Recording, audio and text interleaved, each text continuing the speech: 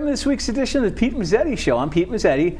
My guest this evening is local comedian, legend, and all-around heck of a guy. Thank you. Vin McElhone. Nice to see you, Pete. Hey, buddy, how are you? Thanks for having me. And Vinny, one thing we have to mention tonight. Yeah? We've got a studio audience. Yes, we do. A live audience here. Hello, ladies and gentlemen. Good evening. Very exciting. I know. How is everybody out in the audience tonight? Oh, yeah. All right. Turn the air up, Pete. There you go. There you go. So Yeah, it's pretty neat. we'll do a little bit of interaction with you guys here in a little bit, but we'll include you guys in the show in a little while. But Vin is, yeah, there you go. So as far as Yes. your background, how did you get involved in comedy? Well, I started out about 30 years ago. Okay. Did an open mic contest or open mic show in New York City. Went there, down to town, took a train, did a show, did about 3 minutes, failed miserably, got back in the train, came home, failed terrible, bothered me, had to keep on going back until I at least got good enough to make the Pete Mezzetti Show, and here I am 30 years later. That's really basically the way it's gone. I'm not kidding. Right. That's really the way it is. Is that the way it happened? It's the way it happened. And along the lines, you met John Ellis. Yep. John Ellis, who just passed away not long ago, good friend of mine, a good friend of these guys here Absolutely. as well, and a friend of yours. Yep, he's an old Saybrook guy and baseball legend, New London, Connecticut guy, and former New York Yankee. Okay. Yeah. So I knew John very well. Good friend of mine. Great guy. Yes. Very good guy. So, who are some of your comedians that you look up to in your career? Well, Bob Luparello is one. He's sitting right here in the audience. He's a good friend of mine. All right. He's right here. He came all the way from Norwalk to come here to see the show. And Bob and I have done many, many shows together. But who do I look up to? There's so many different names. I don't really, the idea of saying looking up to, I'm not so sure about that. But so many guys that I've really had a great time with and learned a lot from and enjoyed. I mean, there's so many different names. So, I could go on forever. But 30 years of time, I've done a lot of different things and worked with a lot of different people. Okay. And it's been a great experience. I mean, my God, so many different things, a lot of talent. So seen a lot of different styles of different comedy.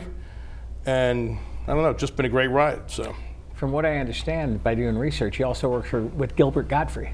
Gilbert Gottfried, yep. I did a show with Gilbert here locally in Old Saybrook at the Katharine Hepburn Theater. Okay. Just before the pandemic, he and I did a show.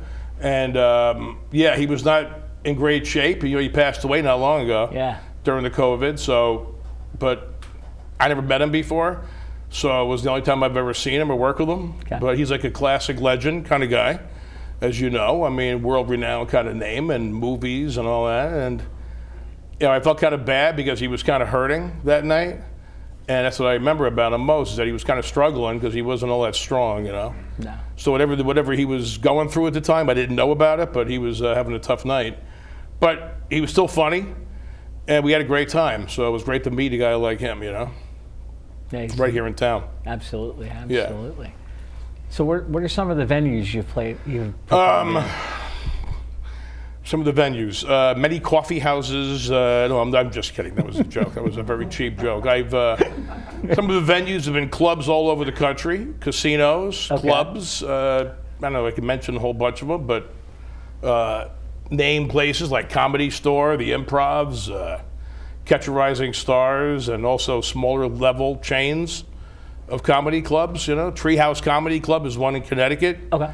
That I spent most of my time with because it's local, right here in Connecticut. Mm-hmm. And they have clubs like all over the state. They always did, different areas of Connecticut, Stamford or Mystic and Norwalk, and they've been all over the place. Mm-hmm. So I did a lot of shows at that club, particularly when I started out back in the 90s. So that was one of the ones I've done a lot at, but I've done all of them. I mean, I've done so many of them. I mean, whether it's Vegas or out in Texas and Florida, and, just everything you can imagine. Chicago, Zanies in Chicago, and all different types of clubs. What's performing in Vegas like? Is it as wild? As wild as people think? It's as wild as you think, but it wasn't. It was just a regular show. I mean, to be honest, it's a wild place, Vegas, of course. I'd hate to bring you to Vegas because I'd probably be arrested if I had you with me. If I took you, if you ever went to Vegas, you would never get home. You know what I mean? Oh, no. You'd be in a cell for the next so many years. Yeah, right. They would see you in Vegas, and you would be handcuffed and arrested immediately, because they would think that you're part of the act at Vegas. So they wouldn't. They'd go, "This guy cannot possibly be real," and whatever he is, he's either under the influence or something's going on. Yeah, you'd be done. I'm a very normal guy. I'd be fine, do my thing, get home. You, bye-bye. You'd be over there. They'd see you in some cell. But yeah, it's a great place. But I did the Tropicana in Vegas, which is what I did. Okay. Tropicana Casino there in Vegas. It's a great room, a lot of fun, a lot of energy. Vegas, of course, has the energy. Mm-hmm. So it was a lot of fun, you know. You're not even bringing up, by the way, you're not even bringing up yet. The audience should know. What?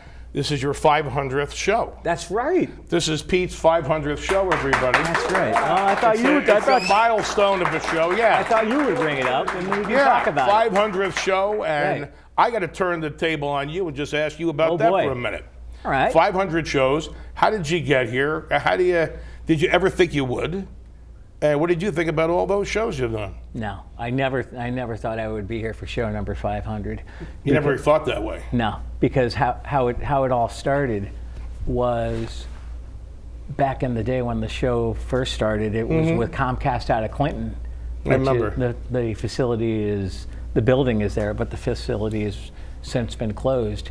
And I actually stopped by to drop off my cable payment. Was talking to the public access coordinator at the time. He says to me that, hey, the town of Clinton doesn't have a public affairs show.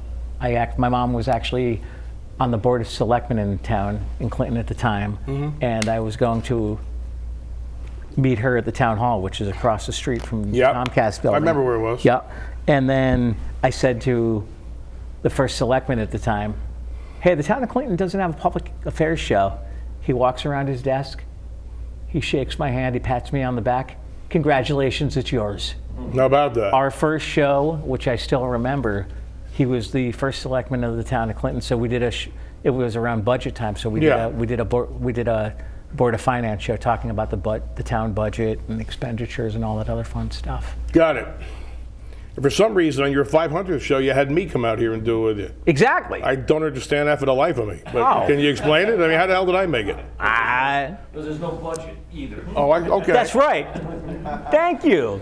I'm amazed by that. I'm honored, by the way, to be Pete's 500th show guest. I really am. I'm very honored. Absolutely. Thank you. You could have had many other people to do that, and you chose me. And I got to be honest with you.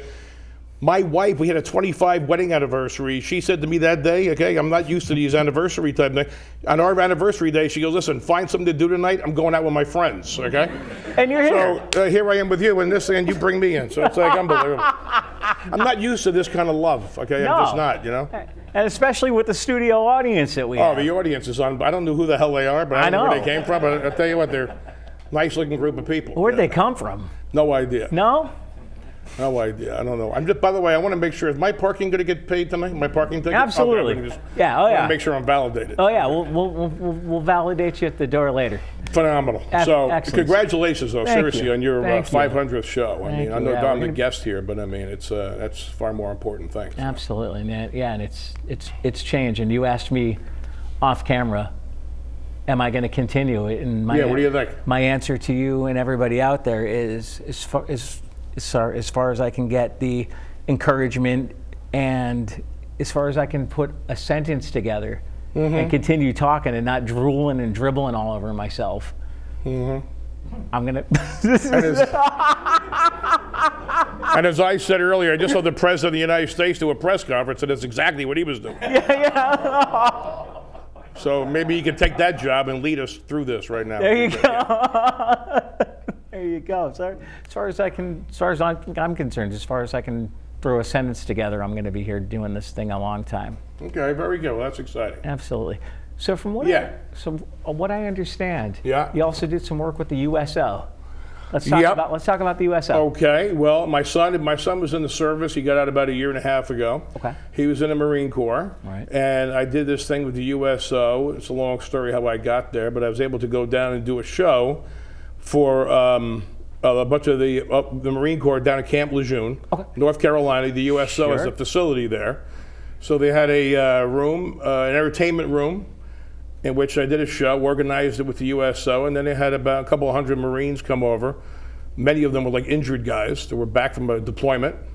Okay, and they gave them an entertainment, like a night out, have fun, you know, that kind of thing. Right. So they had me do it, and I went out there, and it was a blast because I could do it. They allowed my son to come. They got my son in there, and my wife came down with me, and we went over there and we did a show down there for the Marine Corps. It was pretty neat. What was that like? Oh, it was great. It was a great room. Yeah. Absolutely. The greatest thing about the whole thing, other than just having a good time and spending the weekend down there with those guys, was that room I did, that little room, that theater, that little mini theater that it was in, that is the same place that Bob Hope was doing USO shows. Bob Hope had performed on that stage. Oh, cool. Back there in the World War II. Wow. Yeah, that's true. Cool. So it had a lot of history to it, and that was pretty neat. So yeah, I was able to do that. Yeah. Now, from what I understand, you have a local performance coming up soon as well. Yeah. Tell us about it. I'll be, the same place, the same theater that I work with Gilbert Gottfried. I'll be working this Friday night at the Katharine Hepburn Theater. And that's going to be with myself and her name is Tammy Pescatelli. Yeah. She was a recent, I think she won the show on NBC's Last Comic Standing. So she's on a tour. She's doing shows, doing clubs all over the country. Because of that, and she gets to be on with you. She's very fortunate to have me, and she doesn't even know who the hell I am or if I exist or anything else. But studio audience, what do you think? Is she fortunate or is she playing the boo-hoo card? Absolutely. Well, she's in for quite a night. Is she? Yeah, there's no question about it. Not funny. It's going to be fun. It's going to be fun. Yeah. And if you come, it'll even be more fun. Exactly. Any way you can make it over? Friday night? Yeah, why not? Absolutely. All right. We'd love to have you, and we're going to have a good time. You come back to the green room with us and hang out. Right? Okay. And then we'll have a good time afterwards. So it'll be a fun show. Absolutely. There's some. Yeah, go ahead. No, go ahead. Nothing. I got nothing at all. You got nothing? I'm exhausted, to be honest with you, right now. I'm already kind of tired. Okay? Come on. No, you're not. I'm already looking forward to. No, but go ahead. What else do we have? Yeah. We got a lot. We got a lot. I know. Oh, absolutely. What a career I've had. So it's got so much to discuss. Well, tell us about the career. Well, the career seriously has been a lot of fun. Yeah. A lot of challenges. Okay. Comedy is a crazy, crazy thing. You got to be a lunatic to get into it because there's so much failure and there's so much challenge and there's so much frustration and it's, not the highest paid career you could ever choose. No. Thank God Valley Shore, Connecticut TV here is paying me a nice chunk of change tonight for this. If I hadn't been negotiating that money, I probably never would have come. Well, don't worry because you're about making the same pay rate as I am. Seriously? Absolutely. I'm going to be out of here faster than I thought. Yeah. Me too. Yeah. Me too. Check, it's please. all about the money. It's all about the money. I mean, I got to make it big though, Pete. I mean, I've been here a couple of times. I'm looking for a Netflix special. You know what I mean? And people say to me, "When's you going to do a Netflix special?" I go, "Would you believe in the Pete Mezzetti show? Is that going to cover it?" They go, "No, it's not going to cover it." So I want to make it big. I mean, I'm getting old. Yeah. I'm 42, and you know what I mean? All right, so you and I are the same age, sort of. I'm exhausted. Yeah. And I need to make something happen soon, Yeah, right. So I need you to help bridge me into my next career move. All right. Yeah. I can do that. Can the reviews and the ratings on this show do anything for me, you think? I hope so. Yeah. What towns do we reach again here? The 9 towns of Middlesex County. 9 towns of Middlesex County. Yeah, I'm screwed. Okay, that's this is going absolutely nowhere for me. Yeah. There is nobody in Deep River that's going to understand me or this whole thing at all. Not a chance. Not a chance. Or you? No. If they actually understand you, they got to get their heads examined. Okay, this obviously it's going to be a problem. Don't worry, it'll be over soon. Okay, Oh God, I hope so. We're moving through this fine. We're going to be at the monkey farm before you know it. Okay, don't even worry about a thing. All right. What else you got, Pete? What else about my career can we discuss? Hold it. I'm gonna go off script. I'm gonna throw into the studio audience really quick. Oh, good. Bob, what's it like working with a character like him? You know, what's it like? Two of us had hair when we first started. That's true. And then we get ass out of ourselves. So, I don't. To be honest with you, look forward to it because it's a chance to hang out with him. You know, it's more about hanging out and thinking about the old shows and how we first started when it was like 3 people in the audience on a Monday night. That's true. And, sort of like here, but there's more than 3. Right. I mean, only here we're getting paid less. That's the only thing. I'm going to bring that up again. I remember I owed Vinny $12 one time. I told him you could have my next show. You know what's great about the stand-up comedy thing that he's talking about is true. Here's the thing about comedy. Every night that I've ever done it, you never know where it's going to go. You never know. Like here. Same thing here. Doing this odd, although fun environment. Right.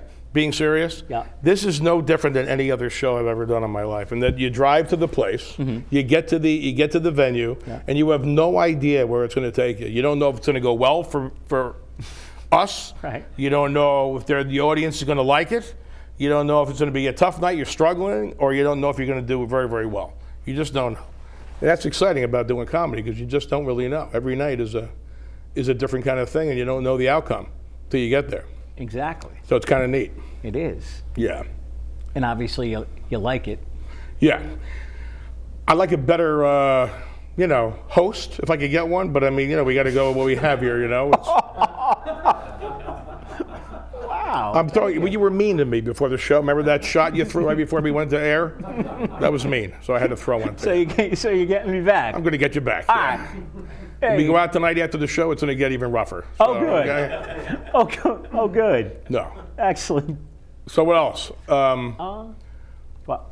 What about? I was going to ask you this one here. What about in the future of your shows? Like, is there anybody that you wish you could have gotten on your show that you never did?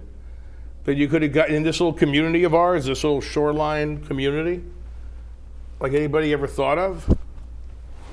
If I had... I remember you had like Henry... Dr. Lee was Dr. Henry Lee? Dr. Henry Lee, the forensic... That was huge. That was really, really big to get him. That was a fun... That was really neat. So things like that? Anybody like that? Any celebrity type status? Besides Dr. Lee, I also have some work into with Senator Murphy. Oh, yeah. Has he ever been on? No, I'm in communication with his office, Senator Blumenthal's office. I'm trying to get the governor on with me to talk about what's going on. That'd be pretty neat. In the state. Oh, absolutely. But all the years that I've been doing the show, one of the most notables is Dr. Lee, the forensic expert. I would think so. He was such an awesome guest. Yeah, he's great. Yeah, he's really... Does he believe that O.J. did it? I'd like to hear about the O.J. story. Because he was involved with the O.J. Oh, thing. absolutely. What did he feel? Did you get him off camera? You asked him if he thought O.J. did it? I did. And how do you? What can you tell the audience? Can you tell us what happened with it?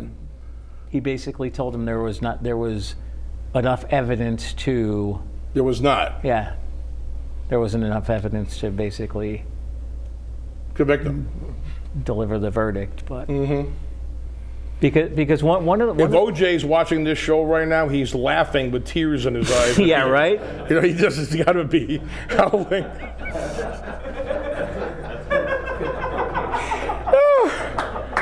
Oh, that was terrible.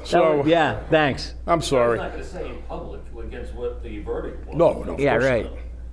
He's guilty as sin. Exactly. Well, that's interesting, but then no one else. Besides, you think you could actually get the governor of Connecticut here? I'm hoping. That's a big one. Yeah, no, I'd love you to get Trump, that lunatic, get him in here. Yeah. Any chance of landing Donald J. Trump in this little studio arrangement? He'd probably tell me I was nuts.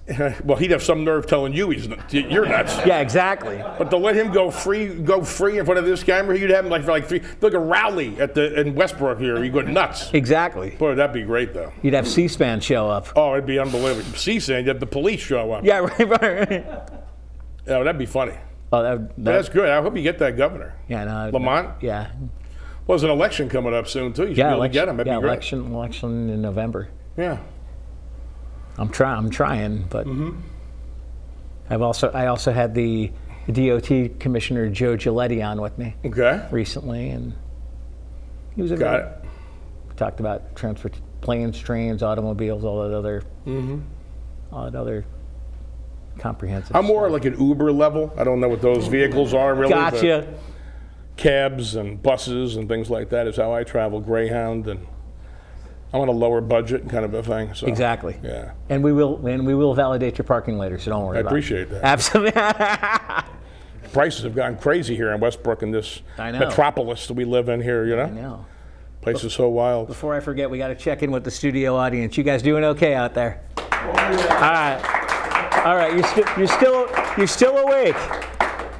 You're still. The second half is going to be unbelievable. Can you tell them about it yet? What we're going to do? No, actually, this is going to be incredible. We're about to go into the break, so good.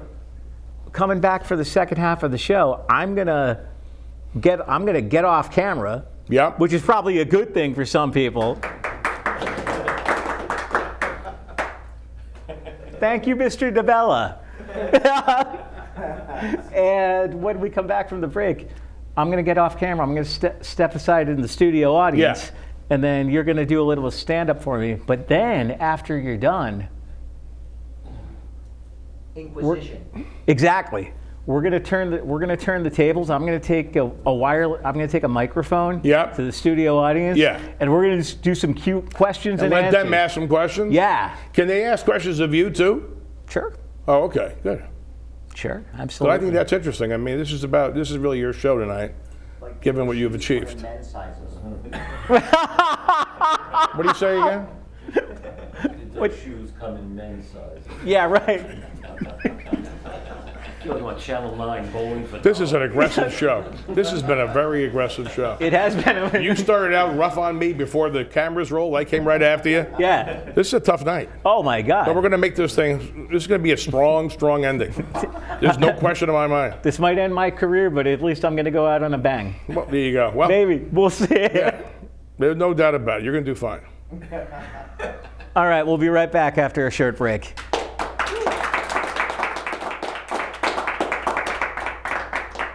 So you want to add a little curb appeal to your home, maybe add a new feature to a room? Here are some tips from Better Business Bureau to consider before starting a construction or remodeling project. Plan your project from start to finish and come up with a budget you can stick to. Home improvement projects can get expensive fast.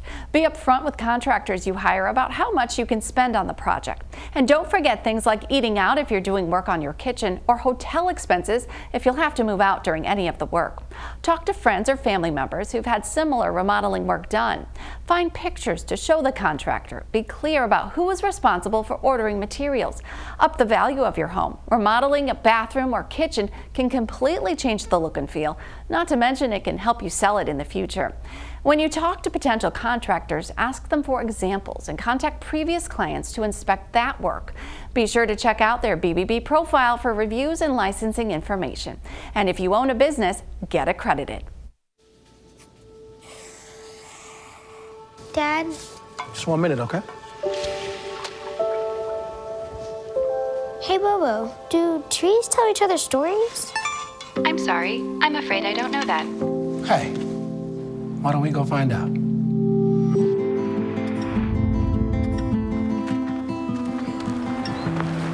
Listen. Do clouds take naps? I couldn't tell you.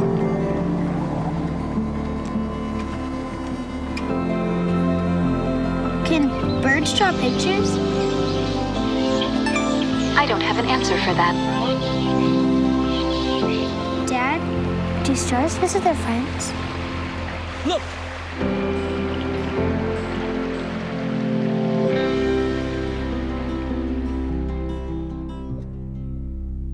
You matter. You matter. You matter. And your words matter too.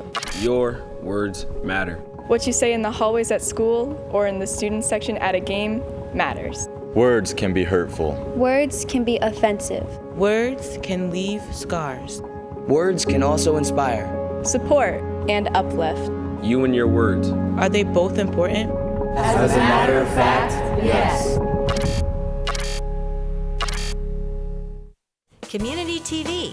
your neighborhood TV. Publicly funded and a reliable partner for cable companies nationwide, it provides transparent coverage of local and state government, education, and public programming. A digital town green that can be watched anywhere, anytime, and on any device. Watch us on today's high-tech distribution methods. Community TV in Connecticut. Local, unfiltered, reliable, and yours.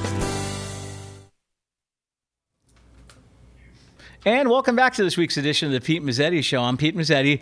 And now, for your comedy enjoyment, I want to present my buddy, Vin McElhone. Vin, welcome. Thanks, buddy. Thanks, Pete. Keep it going for Pete Mezzetti, one of the greatest television superstars in the business. Has he been great? 500 shows. We're doing live comedy from Westbrook, Connecticut. You know, I can't believe Anthony Fauci just got COVID. That's like unbelievable to me, you know? There's a real confidence killer, isn't it? Anthony Fauci, the guy wears 5 masks a day, took about 85 shots, he hides in the basement, he gets the COVID, okay? That to me is as scary. It's like walking into the monkey farm and seeing your AA counselor when you walk in, you know? It's the craziest thing I ever heard of. You know, it's amazing to think about COVID because you know what? 3 years ago, before this whole thing broke out, I looked like $1 million, okay? You know what I mean? I had great hair. I was 185 pounds, perfect teeth, everything went. I took the vaccines. Look at me. Look what the hell happened. Now you look like $1.85. Now I look like, I'm getting heckled by the host of the show. Go ahead. This is the weirdest gig I ever had in my life. Go ahead. What is it again? Now you said you looked like $1 million. Now you look like about $1.85. That was weak. That was so weak. Now you know why you're in Westbrook with that line, okay? You're never going to make it to Clinton talking like that. You want to make it big, you got to do a little better than that, okay? All right. So I feel like hell because I get COVID and I felt like garbage and you got to go to the doctors, right? So you go to the doctor and I went in there. I said to my doctor, I was scared. I read the media and I go, do I have any underlying conditions? He looks at me, he goes, you are an underlying condition. Okay? This is really going well. And, but you always wind up at the doctor. That's what happens. That's what happens with COVID. You get scared. I go to the doctor. Next thing you know, he sends me. Where do I have to go? The pharmacy, right? Everybody goes to the pharmacy. These doctors don't know what they're doing. You got to go to the pharmacy, get a prescription, right? It's easy. Send you that way. I'm an Irish guy. Here's what happens. You always go to the pharmacy. You wait in line. You approach the counter. You're finally going to get your medication for COVID. I always go like this. I got mine. I went like this. I looked down and I went, can I drink with this? If I take this, will I die if I take this tonight? Okay? Yeah, great stuff. Really, really great stuff. I love this little shoreline area we work in. Pete, we have a lot of towns. How many towns in the shoreline area again is this reaching tonight? 9 towns? 9 towns. Unbelievable. And I love it. I went into the Ocean State. We have Ocean State job lot right next to a dollar store in our town. I never saw such a capitalistic, competitive situation in my life. I went into the Ocean State. I said, how much for this toothbrush? They go like this, $3. I went like this. Not anymore, it isn't. Okay, you know what I mean? Because it's $1 for the dollar. Yeah. I'm telling you, these were big hits in Deep River. Every one of these. What I did here in Deep River, the place went wacko. Okay, you guys are so behind. It's unbelievable. So yeah, right. I love Trump. I love the Trump craziness, the Biden craziness. I love Bill Clinton. Here's the thing about Trump is out of his mind, right? He's crazy, right? Nuts. The guy is off his rocker. He's out of his mind. Joe Biden doesn't even know where the hell he is, okay? It's like, I saw Biden the other day. He was shaking somebody's hand. Nobody was even there. He was like this. Like 10 minutes, he's doing this, you know what I mean? Trump is at home going like this. Okay, something wrong with him. Okay. My favorite guy, though, was Bill Clinton, because he's my favorite, okay? And I can only imagine Clinton watching these guys go at it with the debating and everything. When you see Clinton at home, he's got to be watching Trump, like, debate his wife. And all I can think about Clinton doing is watching this and going like this. I wonder if there's any way I could trade my wife for his. Yeah. This is really going well. This is... I'm not kidding you. I sound a little cocky, but I'm almost ready for Madison when I'm doing this. I'm gearing up, Pete. I got bigger things. Oh, thanks. Well, there's bigger guys out there that are competing against you in Madison. A lot of money. A lot more money. So, But anyway, I don't know. So it's tough. I'm an Irish guy. Any Irish people out there in the audience tonight? Any Irish people? No Irish in Westbrook. I should have known that. Yeah, it's tough being Irish. My father was a tough Irish guy, and I raised us very strict. I'll never forget the first time he caught me smoking a cigarette when I was a kid. He looked at me, and I said to myself, just my luck he couldn't have caught me with a woman. You know what I mean? It's just... Maybe you smoked the whole pack. Thanks. You left that out. No, that was the new... I revised it. That's the way I'm going with it now. It was huge. I just did it last week. It was East Haddam went nuts. So other than that, I'm trying to think about what else I have for you guys without getting Pete in trouble and getting him fired and thrown off the set today. Thrown off the air. Yeah, thrown off the air and all that. So, anyway, are you guys are we Trump fans or Biden fans here? Let me hear the audience. Trump fans in the audience. Most of you guys. Pete, any comment? No, Pete. You want to say anything? Stay neutral. Yes. Good move. Okay. But I love what's going on. This country is nuts right now. I don't know what the hell's going on. I can't follow any of this. And but I will say that as far as like the Old Saybrook area, Old Saybrook is a great town, and we love it. And it's got a couple of great restaurants in it. We all know what those are. Right. And there's a guy here right now who actually makes one of the best pizzas in the shoreline. And let's hear it for that guy right now. I'm not going to say the name of it. Let's hear it for that guy. He's here right now. I have a pug, I have a dog, and he's fat, and he's fat, he's a pug. He's fat, he's wrinkled, he's lazy, he's unathletic, he sleeps a lot. He's a lot like me in many, many ways. Okay. What's that again? He's like his owner.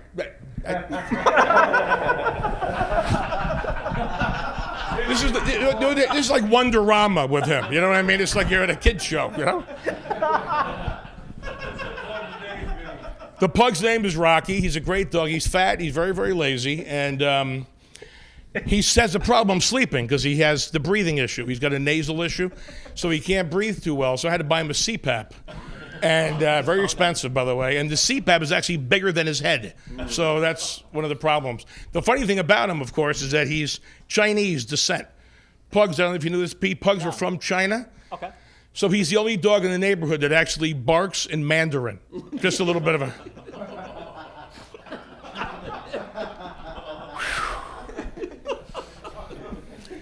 Can you believe 30 years in the business, and this is the best I have to give you here in Westbrook? I know. Can you believe that? You wonder why I'm here tonight on a Monday night in Westbrook, Connecticut. Max, how's this going? Pretty well? You enjoying it? Yeah.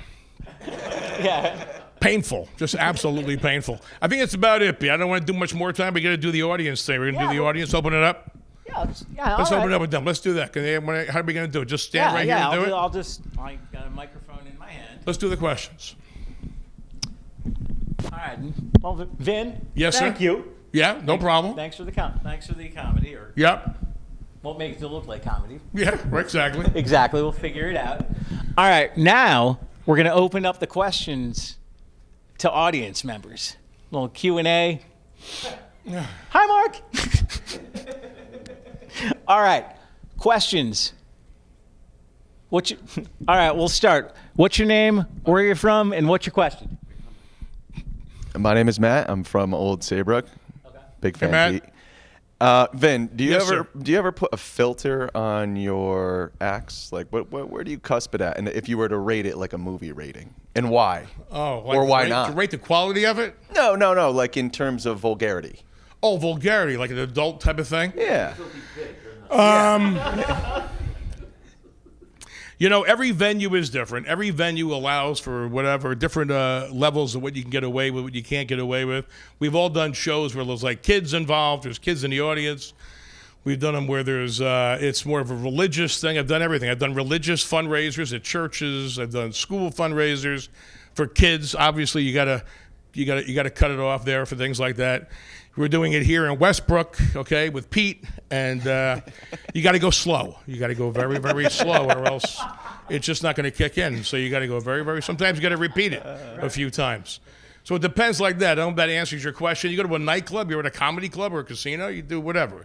It's pretty much, do whatever you want. I do Mohegan Sun in Connecticut, the casino, and they put a filter on you. They tell you that you can't talk about the tribe, that you can't talk about the Pequots, you can't talk about the casino. So many times you go to a place and they'll tell you what you can and can't do. And with the world the way it is today, there's more and more of that, unfortunately, which makes things a lot less funny and a lot more restrictive. So hope that answers the question. Pete, who else we got? Who's got next question? Mark. Exactly. Mark. Mark, nice to see you. Yeah, nice to see you, Vin. In tonight. Vin, how ecstatic were you when Pete called you up and said Ann Nyberg refused to do this show tonight, and it's all yours? Mark, it's a great question, and thanks, Mark. Excitement almost I can't even put into words when Pete offered this unbelievable opportunity to me to do this show because of the excitement, because I knew I'd have such a great audience. And I also knew I'd be near the water's edge, and they have a bar right across the street. And you put all that together, and I just said to myself, this may be one of the greatest nights of my life. I really mean that. With Pete Mezzetti, you can work with these big Hollywood types, but I'm telling you something. When you work with Mezzetti, you're going to be partying all night long. Things are going to go wild once this thing's over, and I can't wait. So. Absolutely. Who's the next question? Bob. This Bob, one's for yes. you, Pete. Can I ask to Pete? Oh, this one's Pete. Pete, Sure. Has it ever gotten with a guest here a little bit like what's the word I'm looking for? Yeah, uncomfortable or that. Or somebody was going to go at it with you? Here, no. But with the other studio, there was an incident that we shall not talk about with a certain guest who is, shall we say, no longer with us. Okay. But how about somebody political who was given a view and maybe, or you asked a question, they might have taken it the wrong way or something. Did it ever get contentious? No. No? Nope. Okay. No contentious. Who's got next question? Dan. These are going great, Pete. These really are going well. This is the home audience must be ecstatic. But go ahead. Dan DeBella? I'm Dan. Yeah, nice. So this question's for Pete and you too, Vin, sure. Okay. But Pete, you kind of, 500 shows, you kind of become a bit of a local celebrity, right? So do you have any stories of, any cool stories like, someone recognizing you? This has, anything? Do you get special treatment? I know we roll out the red carpet for you whenever you come see us, but no, seriously, you ever have a cool story? The red carpet's usually brown because it hasn't been cleaned in days.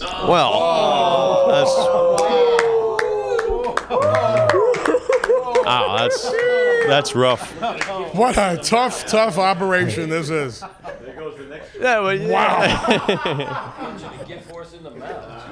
No, you ever have somebody go, hey, you're Pete Mezzetti or something, Every once in a while, I'll be the Starbucks crowd. Right, exactly, yeah. The coffee group in the morning. Yeah. All right, we got next. Who else we got, Pete? Who else got a question? We're running out of time. Who wants it? Great here, Pete. Go. What's your name? Hi, I'm Bill from Old Saybrook, and I have a question for Vinny.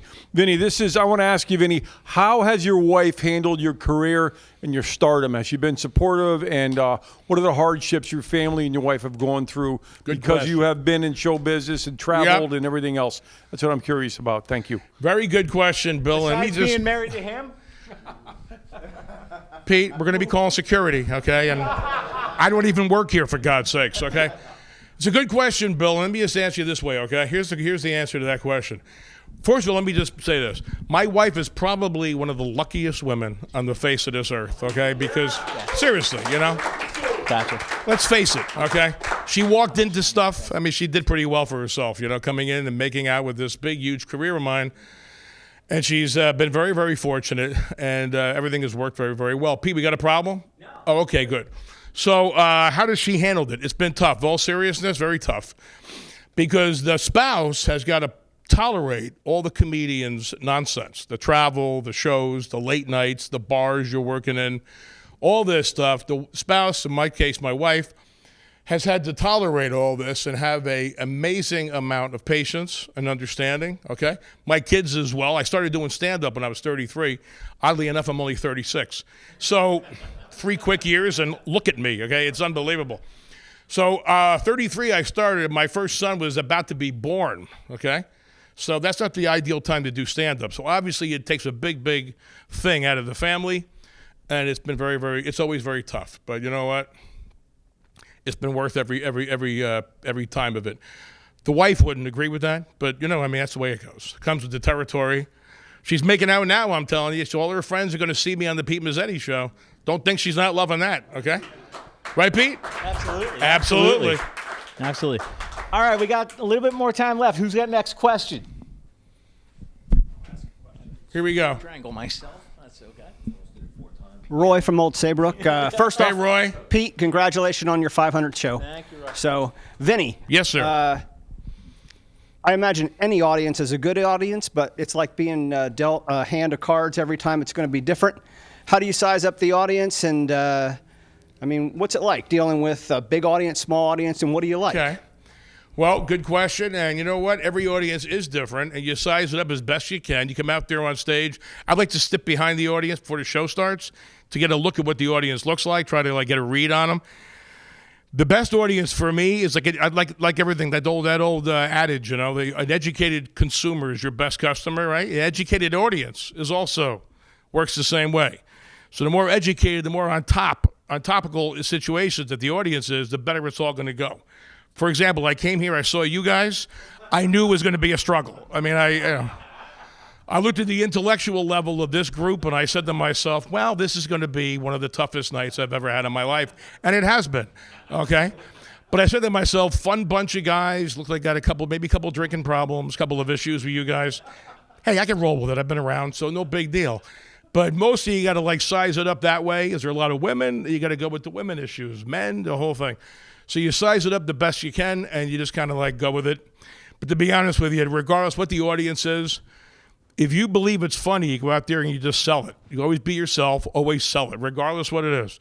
3 people, 100 people, mostly men, mostly women, uneducated guys like yourself. It doesn't really matter. You go out there, you just let them have it. You just got to let them have it. That's the way it goes. That's comedy. So you got to go out there and do it. You got it, Pete? Absolutely, absolutely. All right, next question. Who wants it? Lenny. Vin. Yes, sir. What's the longest? Is it called a set? What's the longest you've been asked to go? Is that where? What type of venue would that be? You mean distance-wise? No, I mean minute-wise, time-wise. Okay, here I got a good one for you. Okay, the typical thing is the longest set you're going to be asked to do is 45 minutes to an hour. Okay. Wow. Yeah, that's a long time. So that's a lot of time. So, that's difficult, and it's hard to hold anything for 60 minutes that long, keep the people's, attention. I've had a hard time holding you guys for 20 seconds. It's been that difficult, because you're drifting a lot. I know things are happening over there with you guys. You got some issues. So, it's very difficult. I would say 45 minutes to 60. Very common is 30. Okay, I did a show once at a dinner theater one time, and I showed up. I was going to be the opening act. I was going to do 25 minutes. Mm-hmm. The guy with me was going to do 40, but the guy didn't show. So he pulls one of those where he doesn't show up from Long Island. It's just me. The owner comes over, says to me, hey, can you cover the entire time? You got to do over an hour.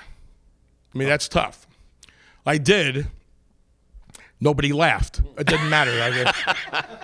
But all I cared about was getting my money and getting a free meal, and I did. I had a big bowl of marsala, and it was really, really good. So, but you got to do those kind of things. So those things do happen. But typically it's a half an hour or so. Okay. Yeah. And where do you get your material from? Life, the family, the marriage, the kids, the travel, the politics, working with Pete Mezzetti. My physical presence, my body, my hair. Like Dob said, I used to have hair, which I used to really have it going on, and that's over. And so what I do is I work around that. I work around it, and I try selling what I have, which is really, really sad. And but that's the way it goes. Okay. Next question. Who wants it? It's me again, Vin. Yeah, I got you. Go ahead, Matt. So this is your second or third show with Pete? It's my third, right? I think it's my third. So seems like my 12th. It's been so well, I guess that long. answers my question. Go ahead. How does this 500th episode show compare to the other two or three that you did prior to this? Well, I think this show has got a lot more, a lot more importance to it, a lot more value to it, to be honest. Right. Because it's such a big night for Pete, and he's done such a great job with the 500 shows he's done. I mean, it's a real difficult thing. We're kidding around here. He and I have been all night, but I mean, seriously, it's tough. Whether you're doing comedy or you're asking questions, you're getting guests, it's tough work. I mean, it's very, very difficult. So I think this one here has got a little bit more, difficult, a bigger thing to it, Absolutely. We haven't heard from the back row at all. You guys got something to say back here? Just answer the question in the back row. Back row, nothing? No? All right. Well, listen, I'll say something. Yeah. Again, for the 90th time, congratulations on your 500th show. But I do want to, as the only guy that's not from around here, I do want to congratulate Vinny on 30-something years in this business. He's become, when we first knew each other, none of the kids were born, and now we've watched our kids grow up, and we've been away together, and he's a good personal friend. And that being said, that all the stuff that he does free of charge sometimes for the community. And if I said that, I would be remiss not to say that Lenny has also given his time and effort and his place for the community also too. So as somebody coming from the outside. If you think getting a pizza for $38.25 is giving away anything, I suggest you go back to math class, but that's okay. Go ahead, Pete. What's next? Dan DeBella. Okay. I'm going to ask Pete a question again, because I would ask you the same thing, but go ahead. But I already know your answer. It'd be who your favorite talk show host or talk show experience was. Obviously, the answer is the Mezzetti show. So, Pete, aside from Vin, who has been one of your favorite guests? Can you say? I can say. And I would have to say one of my favorite guests who actually has a memory with me being on with me would have to be Dr. Lee, the forensics expert. Yeah, Vinny and I talked about it during the first. Oh. This is your personal favorite. Dr. Lee. Yeah, absolutely. No, he was a very, very interesting.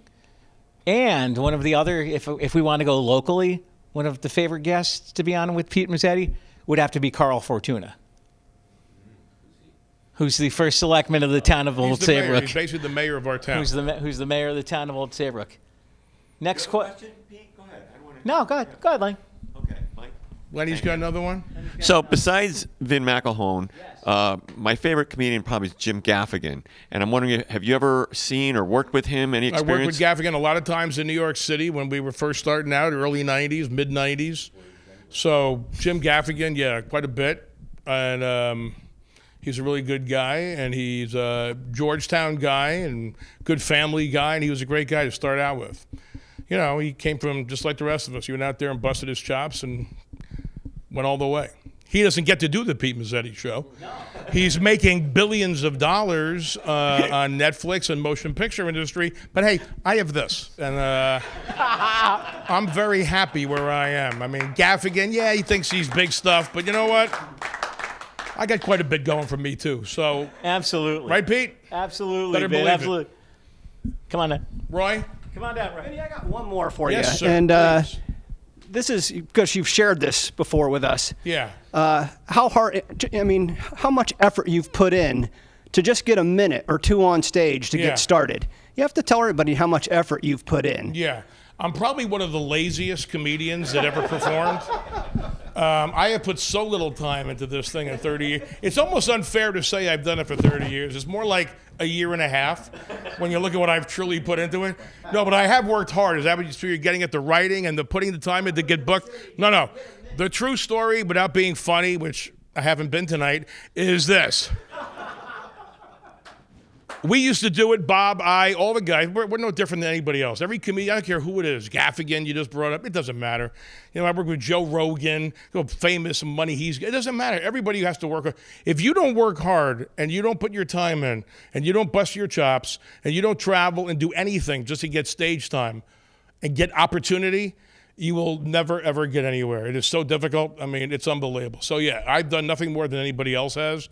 We're all the same. Anybody who's getting somewhere, there's no cheating in stand-up comedy. And that's what I love about it. There is no cheating. If your father owns the stand-up comedy club, you are not going to be funny because your father owns it, okay?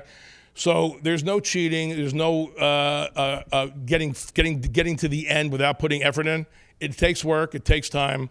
It takes a lot of failure, So you fail, and you just keep on going. You got to take it. It's perseverance.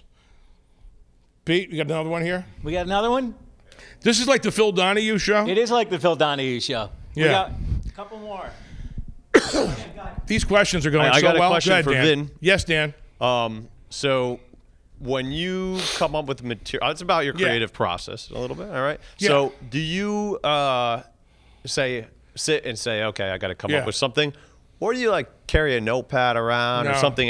Is there ever an experience that you see or do that inspires you, and then you base something off of it? I don't have a great process to it. It's just not. For example, when I did this tonight, when I started off, and I said to myself, I get here and I said 3 years ago before COVID started, I was 185 pounds. I was a dynamite-looking guy with great hair and the whole thing. And I go, 3 years later, a few vaccines, this is what I look like today, okay? I just came up with that because I was just thinking about it. I was just thinking about I heard the word long-term COVID, and that people have bad effects from the shots. And I just kind of said to myself, this is actually kind of funny, you know? Yeah, it just comes to you or it doesn't, you know? I mean, people do. They write down, they do like time. They'll sit down with a pad and like write things. I've never been somebody who did that. And you can tell because it's a terrible, terrible act. And if I was doing the studious writing, I'd probably be making it big. Me and Mezzetti on the road, it'd be like Lewis and Martin, but I never did it, right now? You know what I mean, Pete? Sort of like Penn and Teller. I think I would be the quiet one.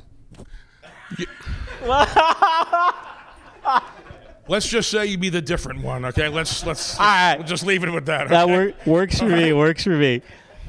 All right, Bob. So hold on. Billy Burhans.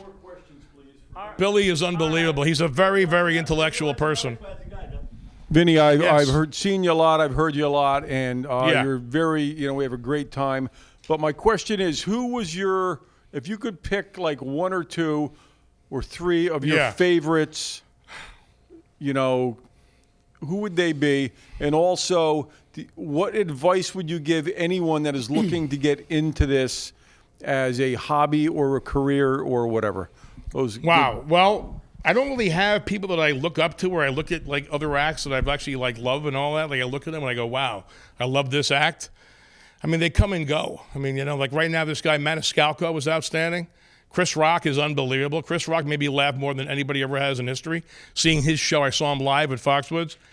But I don't watch it. I'm not listening to it. It doesn't. I don't think that way. I don't work that way. It's like, to me, some of the funniest guys we've ever worked with in our careers, some of the funniest guys are guys you never heard of. They're a guy that went in some club and did 10 minutes and you'll never see him again because the guy was unbelievable.